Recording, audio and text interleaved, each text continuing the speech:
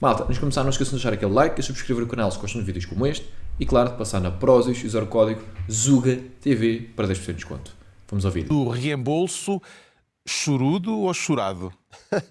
Eu acho que atualmente é mais chorado, Carlos. Quero falar dos sinais de alerta que se soaram, aliás, dentro do próprio governo, quando se percebeu que a maior parte dos contribuintes vai ter este ano um reembolso de IRS menor do que teve nos anos anteriores e, em alguns casos, até vai ter de pagar, coisa Sim. que não acontecia antes. É de crer que isto possa vir a fazer moça à coligação PSD-CDS em um período eleitoral? Eu não sei se fará assim tanta moça, porque não sei bem se a dimensão será assim tão grande. Bem, estamos a falar de 500 milhões de euros em reembolsos que não vão ser reembolsados, porque já foram em 2024. Eu já explico isso melhor.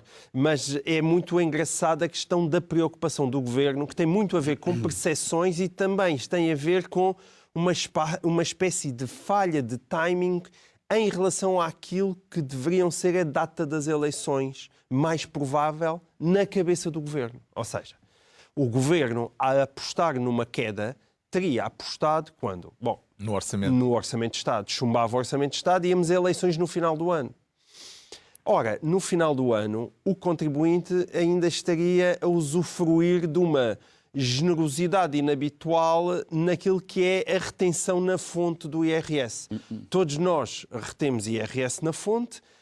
O governo, ao longo dos tempos, aproveita os contribuintes para serem uma espécie de avanço na mesada, ou seja, retêm muito mais do que aquilo que precisavam de reter e devolvem no ano seguinte, em abril. São tântricos fiscais. Sim, são tantos. E são lambazões, acho que se calhar é mais isso. São lambazões, ficam com mais dinheiro, e depois distribuem em abril. E todos nós estamos habituados a quando chega em abril recebemos ali umas massas, não é? Que é do dinheiro que foi retido excessivamente em 2024. Ora, o que é que se passa? O governo, no ano passado, mudou essas tabelas de retenção. E mudou-as, note-se, com retroativos. Ou seja, embora só tenha mudado essas tabelas na segunda metade do ano, os retroativos foram até o início do ano. E isso faz com que muitas pessoas chegaram àquela parte final, ali outubro, novembro, de repente, mas deixei de reter IRS. Eu lembro-me de ter telefonado à minha contabilista: olha, se calhar esqueceram-se de qualquer coisa, porque eu retive este mês 0 euros de IRS. E, portanto, as pessoas ficaram com esse dinheiro nos ordenados, foi simpático nessa altura, mas agora o que se passa é que chega a abril, com eleições em maio, e os contribuintes que se calhar estavam habituados a receber ali uns milhares de euros porque tinham retido a mais, agora de repente não só não recebem, como podem ter que pagar alguma coisa. Nunca sei. E alguém no governo se deu conta de que isso alguém pode do ser governo diz: empecilho. aqui neste caso erramos no timing, porque isto estava mesmo bem feito para um chumbo no Orçamento do Estado, mas não estava feito para a Spinum Viva. Pois, eu acho muito interessante, porque isto houve muitas discussões, inclusive no Twitter encontrei aqui uma coisa muito engraçada que quero partilhar com vocês, que é isto aqui. A Sandra Nogueira disse: o Pequenote bloqueou-me porque a verdade fez dói-dói, foi? E depois aqui o Rui P. Martins diz: confirmo, em vez de receber IRS, o que acontecia desde que a minha filha nasceu, passámos a pagar muito. Obrigado, Governo PSD, Partido Social Despesista, é daqui que está a vir o dinheiro para a generosidade aos lobbies. E depois a Sandra Nogueira respondeu: diz que não percebes puto como funciona o IRS e o mecanismo de retenção na fonte, sem dizeres que não percebes puto como funciona o IRS e o mecanismo de retenção na fonte. Exatamente, ou seja, isto aqui é uma coisa que a maior parte das pessoas acha que recebe IRS. Se receberes IRS, entre aspas, não é? É porque pagaste imposto a mais e ele está a devolver aquilo que tinha retido na fonte. Malta, o vídeo vai já continuar, mas não se esqueçam de passar na loja do Zuga, loja.zugapodcast.com e comprar merch incrível como esta que eu tenho aqui. Imposto é roubo, está aí o link na descrição. E é isso, vamos para o vídeo. E o Partido Libertário ainda não existe, e neste momento o Luís, que já veio aqui ao Zuga, já tivemos um podcast com ele, neste momento é o líder, não é? O presidente do Partido Libertário, a Associação Partido Libertário, porque o partido ainda não existe, não é? Ele falou sobre isto e eu vi também que eles postaram alguns nas redes sociais a falar sobre acabar com a retenção na fonte. E eu acho que é uma primeira medida absolutamente incrível, que eu sou 100% a favor. Porquê? Porque desta forma os portugueses vão saber exatamente quantos impostos é que estão a pagar.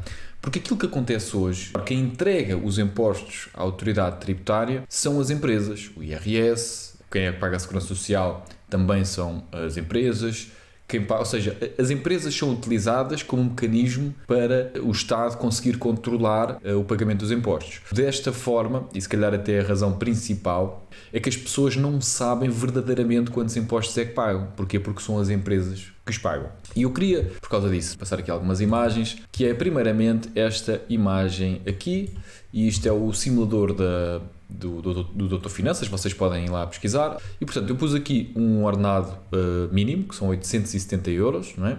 E depois pus também a receber os 2 subsídios por inteiro em duodécimos, que é para facilitar aqui nas nossas contas. E portanto isto vai dar um salário líquido de 1035 euros.